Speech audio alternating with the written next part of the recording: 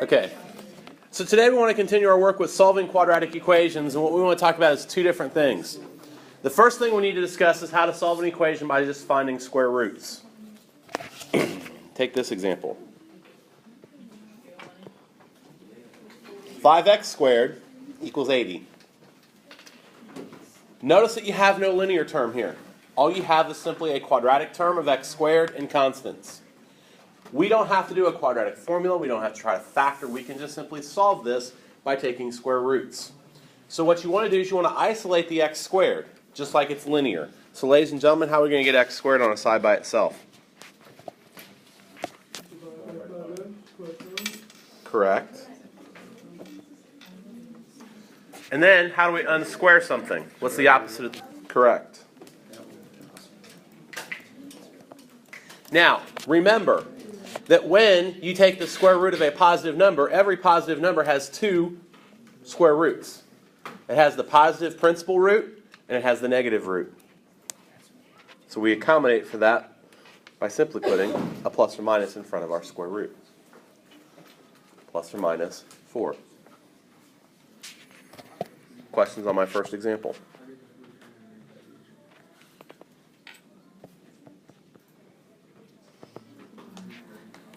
Take a look at a second example. 5x squared minus 40 equals 0. Notice the absence of a linear term, which means you can solve by finding square roots. If you have a linear term, you can't do this. You have to use one of the other techniques. But if no linear term, it can be done. So, let's get the x squared by itself. What has to happen first? Not yet. We do have to add the 40.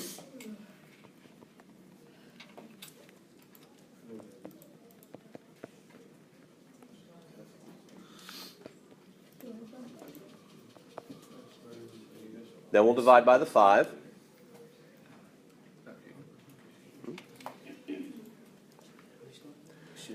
We'll then take the square root. And in this case, I expect you to break down the square root of 8. Which means I do not want you to go to a calculator and give me a decimal. I want this square root simplified. Which means you need to remember how to simplify by finding a factor of 8 that's a perfect square. 2 and 4.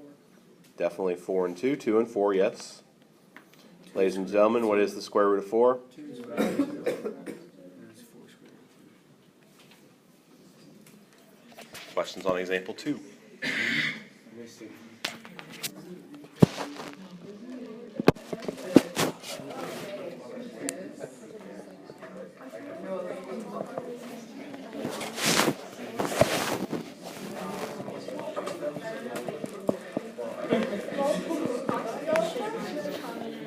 Now let's get a little bit more challenging. Okay? It's kind of the same thing though, except instead of just having a single x squared here, we have a quantity. But we can still do the same thing. X plus 3 squared equals 1. Well, ladies and gentlemen, how do you unsquare something? So we will square root both sides. That leaves us with x plus 3 on the left, because when you unsquare or square root a square, you just get the base of x plus 3. Over here, what is the square root of 1, guys? Thank you. How do we get x by itself?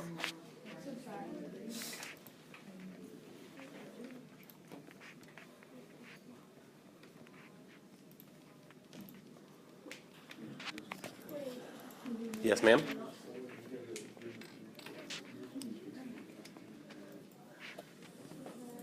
Okay. Due to the fact that we have two roots coming up here, because we have the positive and the negative root,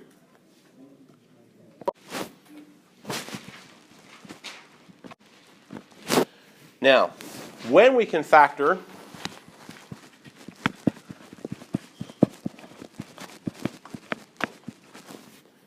take a look at this example. Sometimes it's not going to show up as a squared yet.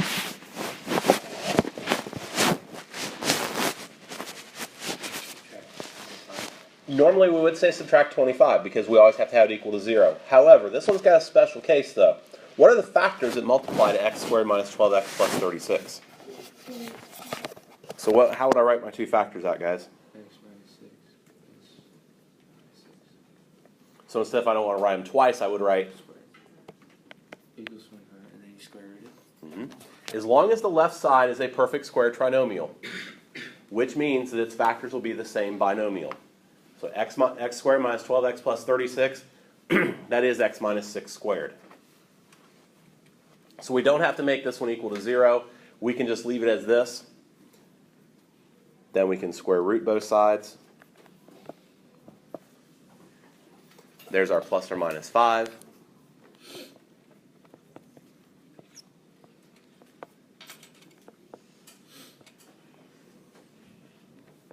So what's our two values of x in this case? 4 and 7. You're half right, Logan. 1.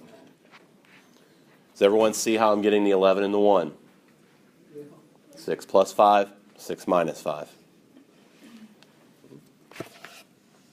Now, with this in mind, this leads us into the technique we can do today. And it goes back to what we did last week when we were writing vertex form.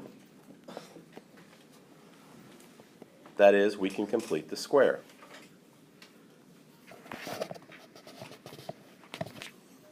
Let me give you an example.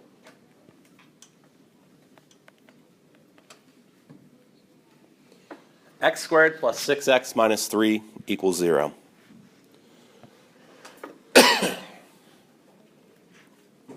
Now, I only want you to do this in two situations.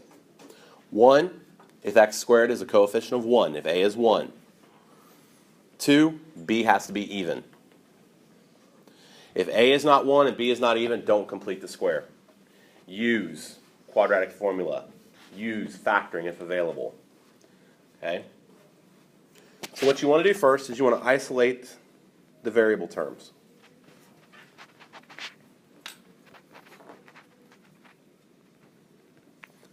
So if I want to get all the variable terms on one side alone, what has to go off?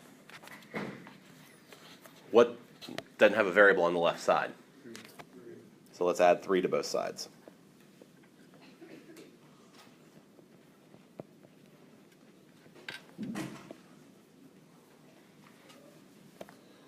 Next, let's complete the square. So what value would we add to x squared plus 6x to make it a perfect square trinomial, just like you did on your quiz this morning? Do unto one side as you do unto the other, so we add 9 to the left, means we also add 9 to the right.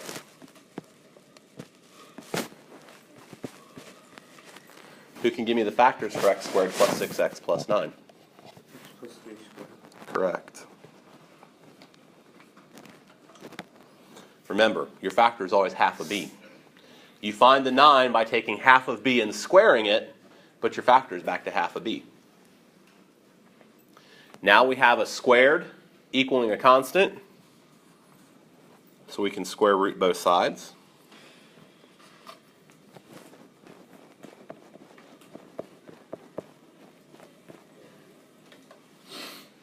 X plus 3 equals plus or minus the square root of 12. We have to get x alone, so we'll take away the 3.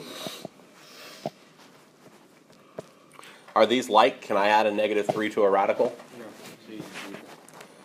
We do just leave it. And the proper way to write this is to put the constant in front. If you put the minus 3 behind the square root of 12, it gets confusing as to whether or not that's part of the 12 or not part of the radical. So put the constant in front to clear that up. Final thing you would do in this case, you would simplify the square root of 12. Because we know 12 would really be what two factors? Correct?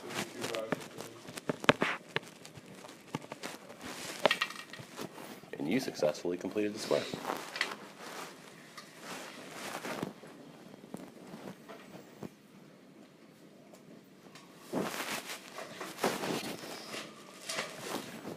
Let's do one more of these. No, we don't.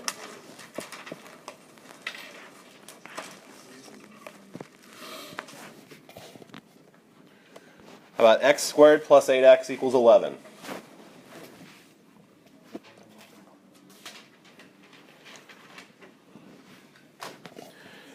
This one's a little bit easier than the last example because they've already got the variable isolated for us.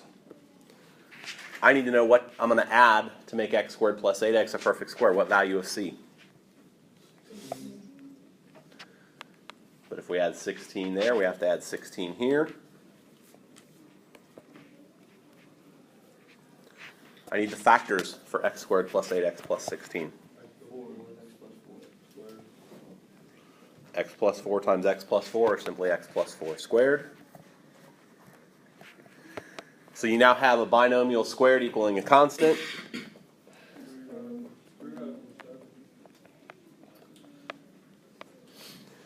Not 3 radical 7. Correct. 27, of course, would become 9 times 3, and the square root of 9 we know is 3. Almost done. Get x by itself.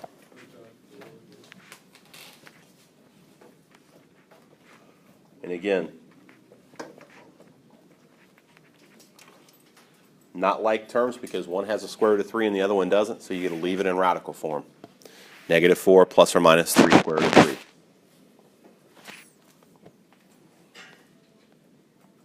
How we feel about completing the square?